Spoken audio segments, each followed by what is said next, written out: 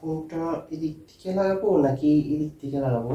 সম্মানিত ভিউয়ার্স, আসসালামু আলাইকুম। আজকে আমাদের কাছে চলে এসেছে RS100 মডেলের দুইটা ইয়ারফোন। এটা iOS অ্যান্ড্রয়েড দুই জায়গায় সাপোর্ট করে। তো আপনার ফোন অ্যান্ড্রয়েড হোক বা iOS, কোনো চিন্তা নাই, এটা দুই জায়গায় সাপোর্ট করবে। এরকম যাতে না হয় আবার অ্যান্ড্রয়েড ওলা সবাই দেখতেছে, iOS ওলা সবাই পালাই গেছে। এটার পিছনে আছে এটা ইউজার মেনু।